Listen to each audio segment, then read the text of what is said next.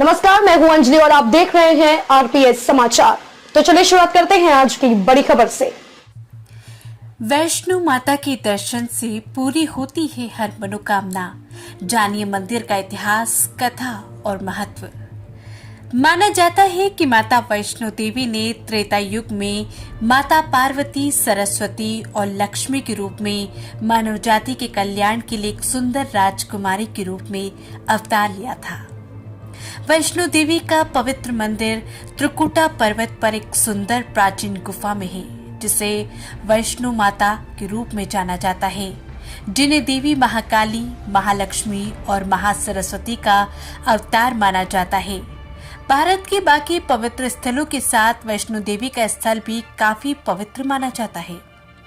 भूवैज्ञानिकों की ओर से किए गए अध्ययन के अनुसार माता वैष्णो देवी का मंदिर काफी प्राचीन है। माना जाता है कि माता वैष्णो देवी ने त्रेता युग में माता पार्वती, सरस्वती और लक्ष्मी के रूप में एक मानव जाति के कल्याण के लिए एक सुंदर राजकुमारी के रूप में अवतार लिया था और त्रिकुटा पर्वत पर गुफा में तपस्या की। जब समय आया, उनका शरीर 3 दिव्य ऊर्जाओं के सूक्ष्म रूप में विलीन हो गया: महाकाली, महालक्ष्मी और महासरस्वती। वैष्णो माता एक पवित्र लेख के अनुसार कुरुक्षेत्र और पांडवों के बीच महायुद्ध कुरुक्षेत्र में शुरू होने से पहले भगवान कृष्ण ने अर्जुन को देवी दुर्गा की पूजा करने की सलाह दी थी। ऐसा माना जाता है कि जब तक माता नहीं चाहती, तब तक उनके दर्शन कोई नहीं कर सकता।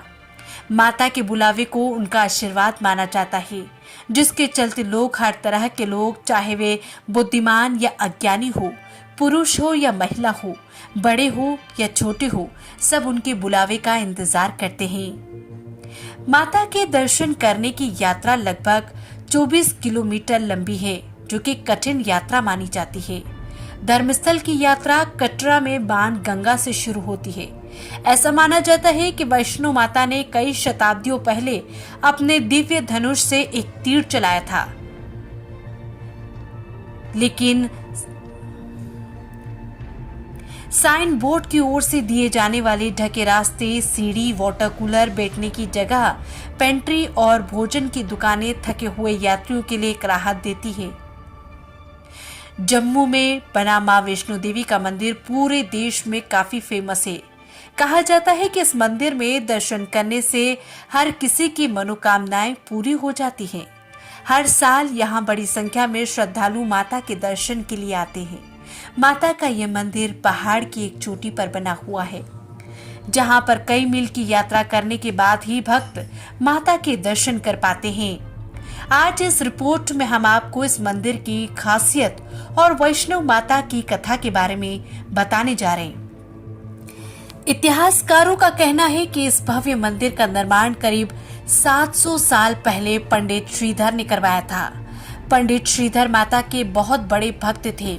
यही वजह है कि एक दिन माता उनकी भक्ति से खुश होकर उनके सपने में आई और बोली कि हे वत्स, तुम माता वैष्णो के निमित्त एक भंडारा करो। इतना कहकर माता अंतर्ध्यान हो गई। इसके बाद अगली सुबह पंडित श्रीधर ने इस सपने की बात अपने परिवार वालों को बताई और फिर भंडारे का आयोजन किया गया। पंडित श्रीधर बहुत ही गरीब थे, इसलिए वो भंडारे में आई भक्तों की भीड़ को देखकर चिंतित हो गए। कहा जाता है कि उनके इस भंडारे में एक बालिका शामिल थी, जो भक्तों को प्रसाद बांट रही थी। वहीं जब भक्त बालिका से उनका नाम पूछ रहे थे, तो बालिका ने अपना नाम वैष्णवी बताया। जब तक भंडारा चला, वैष्णवी वहां मौजूद रही और फिर अंतर्ध्यान हो गई। जब पंडित श्रीधर वैष्णवी से मिलने को व्याकुल हो उठे, तो उन्होंने भक्तों से बालिका के बारे में पूछा कि कहाँ गई वैष्णवी। उस समय किसी ने वैष्णवी की जानकारी नहीं दी। इसके बाद पंडित श्रीधर कई दिनों तक बालिका वैष्णवी को ढूंढते रहे, लेकिन वो उन्हें कहीं नहीं मिली। फिर एक रात पंडित के सपने में आकर उस बालिका वैष्णवी ने बताया कि वो ही माता वैष्णवी है।